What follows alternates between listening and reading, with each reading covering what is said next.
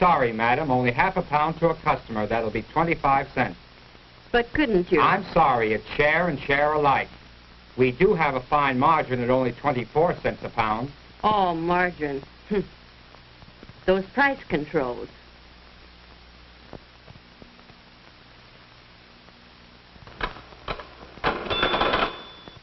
Is that all you've got? Hamburger? First class grade, only 27 cents a pound. I don't care what it costs. I want a good steak. It's this OPA. Take off price controls and we'll have plenty. I don't see how it'll make the cows breed any faster.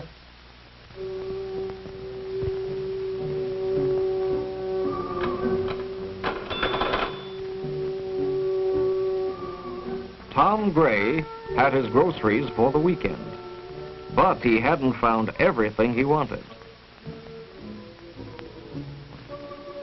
Tom was a puzzled man. The war had caused shortages, he knew that. But after all these months of peace, things ought to be better. Maybe it was these price controls. Newspapers blamed the OPA. Not only one paper, or two, but practically all of them.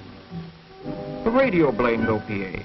Senator Daniel, Democrat, said today, and I quote, "If a man owns a pound of butter, he should get all he can for it." The people were confused. You're wrong. Oh, you're wrong. Look, it's simple. The more you produce, the more you buy. Production goes up, prices come down. Yeah, but suppose the manufacturer doesn't let the prices come down. He's got to. He's got to, my foot. All right, you wait and see. You wait and see. OPA is ruining the country. OPA is saving the country. Eliminate control. Keep control. No. Yes. No. Yes. No. Yes. No. Yes. No.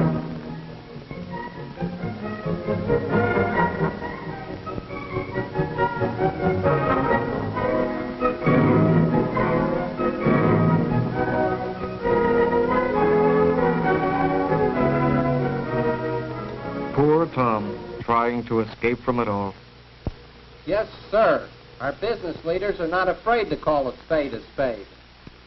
Listen, if OPA is permanently discontinued, the production of goods will mount rapidly, and through free competition, prices will quickly adjust themselves to levels that consumers are willing to pay. Bull, just plain bull. My dear boy, they know what they are talking about. They are the men who run industry. Oh, they're just a bunch of sharks. Listen, just listen to this. The members of the National Association of Manufacturers have no intention of rocking the inflation boat, now or at any other time. Oh, no, none at all. Just take off control, that's all. Why, brother, they'll skin us alive. Young man, you sound just like a Red. These are the men that know what they're talking about.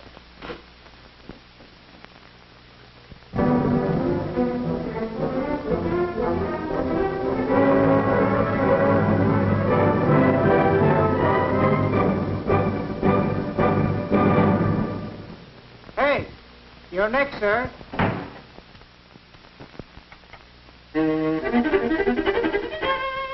I got it. Where's that brother-in-law of mine? I don't know. He should have been here half an hour ago. That's right, sis. It's time for dinner. I'll play it for him later. All right. There's no doubt about it. Those fellows know what they're talking about. Hello, dear. Where have you been? Pete's been waiting for you. Oh, Pete, listen to this. Members of the National Association of Manufacturers That have no... pack of wolves. But look here, Pete. They show you right here. You knock off price controls and you increase production and lower prices. It makes sense. It's bunk, Tom. Hello, sweetie. But listen, Pete, these are the men that can make promises. Yeah, and break them. Okay, sweetie, let's go home. But remember, Tom, they're just giving you double talk.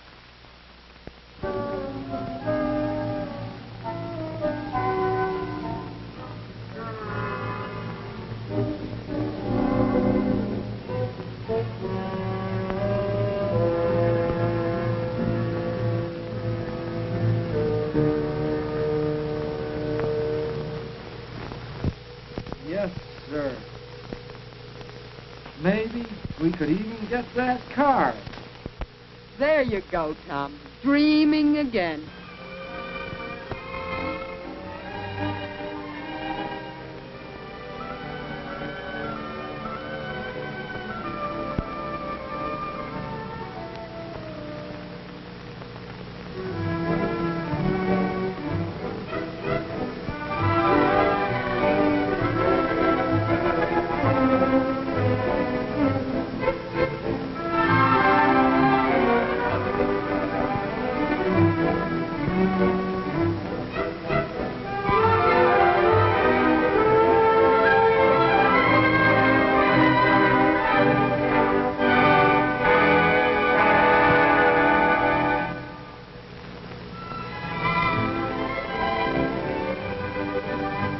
With promises and lies, big business won a Republican Congress. The Truman administration promptly fell into line. Together, they raced to scrap price controls. Big business ran America right into an orgy of profiteering.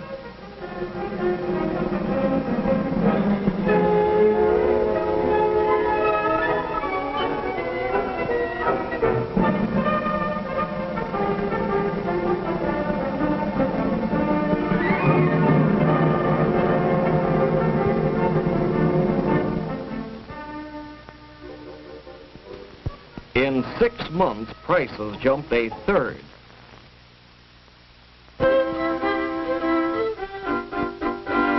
Look. $5 for this. It costs more every day. We need a raise. We need low prices. She's right, Pete. I'd rather have low prices than a raise. Me too. But what chance have we got of low prices or getting price controls? With this Congress, none at all. Well, we need a decent Congress, all right. You said it. But that's at least a year away. And in the meantime, what do? Sit on our hands? Why, it's getting worse every week. And you know it. That's true, Tom. I don't care what you say. If wages go up, prices go up. It's a vicious circle. It's economics. Nuts. It's company propaganda. Look, you come to the Union Hall tonight. Now, Pete, don't start that business again. Come on, we're giving a movie tonight on that wages and prices business. It's supposed to be good. Why don't you, Tom? It sounds interesting. Okay.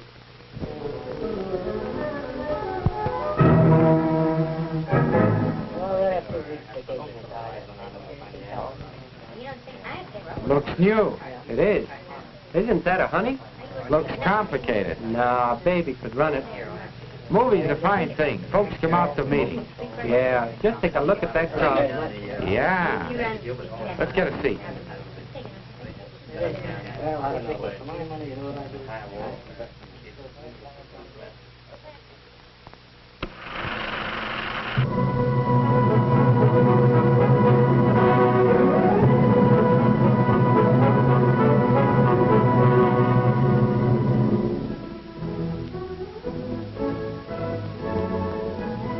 Today, people are being squeezed out of food, clothing, necessities because of rising prices. Just think back to 1939 and prices at that time. A broadcloth shirt, 88 cents. A pair of shoes, $1.95. And as for food, butter, 31 cents a pound. Chuck roast, 15 cents. Then prices started upward as big business took advantage of the war. Uncle Sam established the OPA and cracked down. In 1946, controls were removed. Prices shot up. In 18 months, they went up as much as in the whole previous 7 years. These prices mean big trouble to families, as shown by experts from the University of California, the Heller Committee, who prepared a minimum budget for a family of 4. Its standards are not very high. For example, father gets 1 overcoat every 6 years, 3 work shirts a year. For mother, 2 house dresses a year.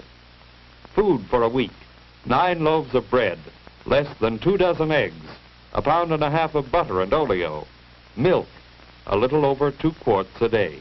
This modest budget cost about $75 a week in January 1948. The administration considered even this budget too optimistic, so the Bureau of Labor Statistics estimated a more realistic one, a little less of everything. For vacation and savings, practically nothing.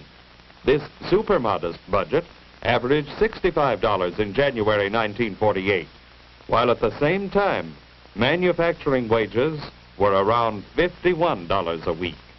It's a simple, sober fact that most people cannot live on their pay because of high prices and inflation. What's the reason for inflation? Not high prices, according to the National Association of Manufacturers, who say inexpensive ads. Inflation comes when the flow of money into the market is greater than the flow of goods. The NAM says that production and incomes, or goods and money, are the controlling factors in prices. If there are more goods than dollars, prices go down.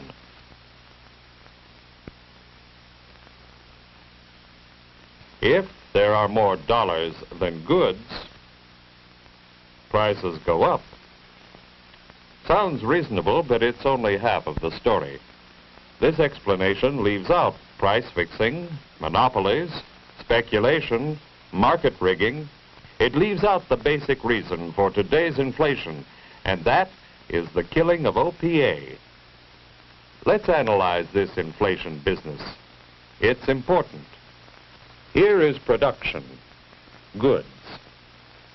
Here is the money people get for producing. During the war, half of production was military. And while civilian goods were less, money increased because of payments to soldiers, their dependents, and others. Here it is, less goods and more money. Prices should zoom according to the NAM.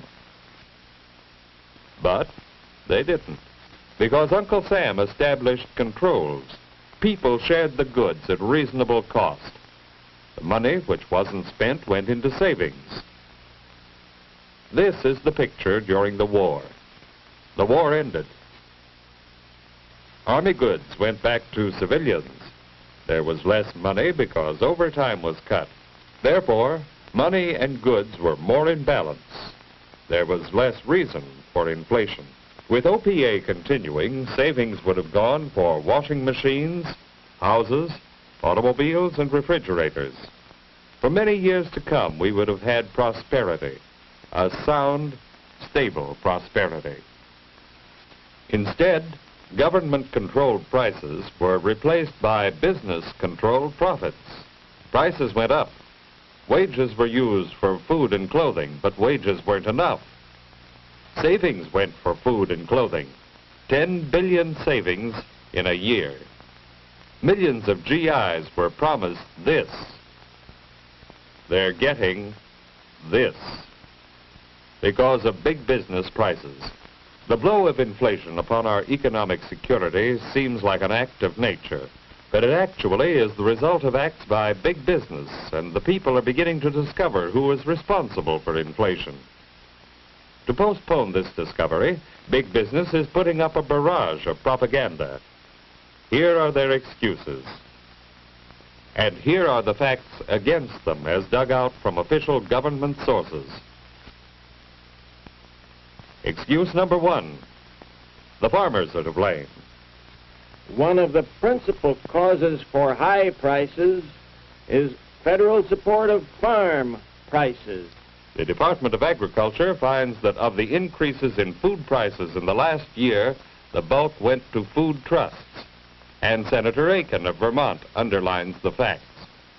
It is my belief that a campaign against farmers is being indulged in to divert attention from the real profiteers in food and clothing, the speculators and commodity gamblers. Speculators. Men like Ed Pauley, oil operator, former Democratic committeeman. This man bought 500,000 bushels of wheat, oats, corn. He didn't finance farmers. He didn't sow the wheat. He didn't harvest it. He didn't distribute it. He didn't even eat it. He just sat on it until a hungry world paid his price. Mr. Pauley feels no moral guilt. He was quoted by the press as saying, I dealt in everything I could make a profit in the good old American way. What a patriot, growing rich out of people's hunger. Mr. Pauley isn't the only profiteer. Here is a government report on the profits of the food trusts. In the past year, profits increased by as much as 320%. No wonder prices are high. One of these companies, the A&P, was charged with violating the Sherman Antitrust Act.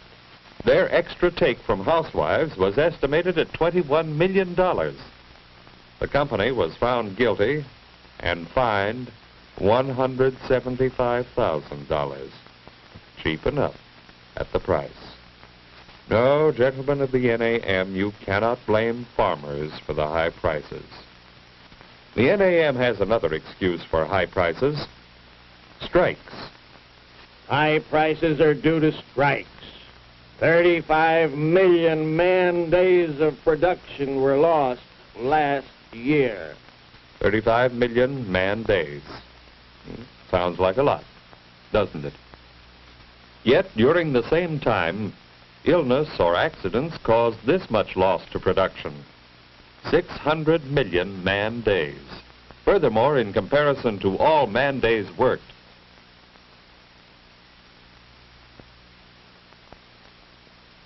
strike losses are practically nothing. To be exact, 1/3 of 1% of the total 9 billion.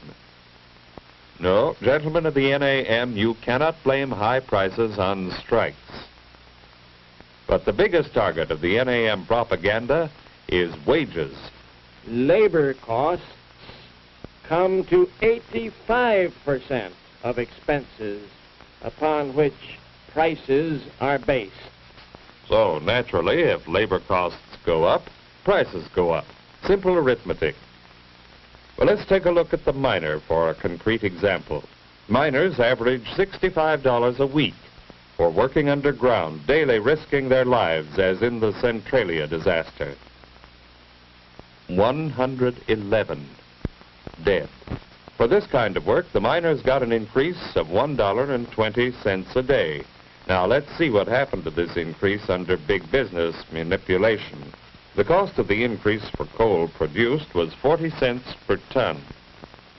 For these 3 tons, the coal companies increased their prices by $4.50. 3 tons of coal make 2 tons of steel. The steel companies increased their prices on 2 tons by as much as $20.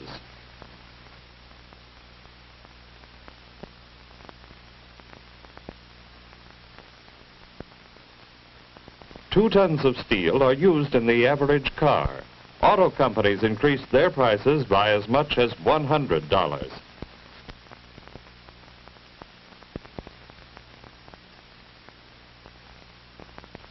Big business doesn't know how to add.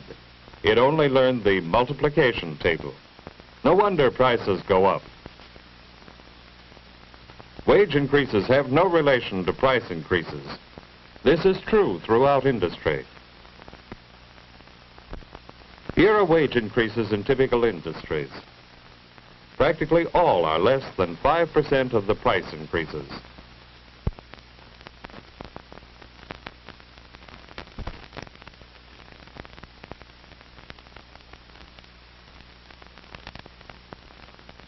And now, keeping the same scale for easy comparison, take a look at the price increases.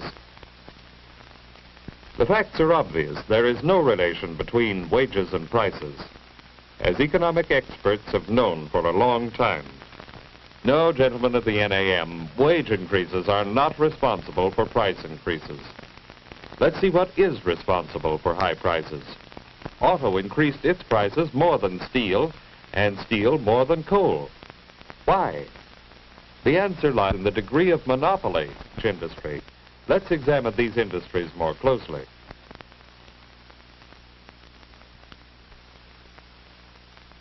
Take the 3 largest producers in each. In coal mining, the 3 largest companies produce only 7% of all coal. In steel, the largest 3 produce 60% of the total. In auto, the largest 3 produce 90% of all cars.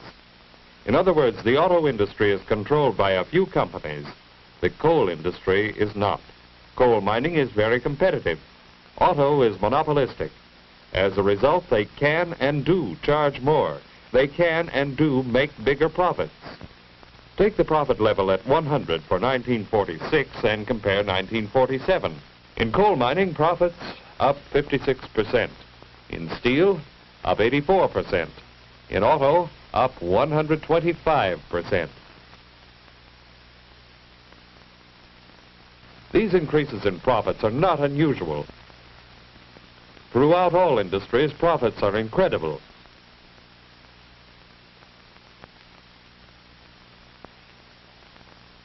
Here is the golden year of American business, 1929.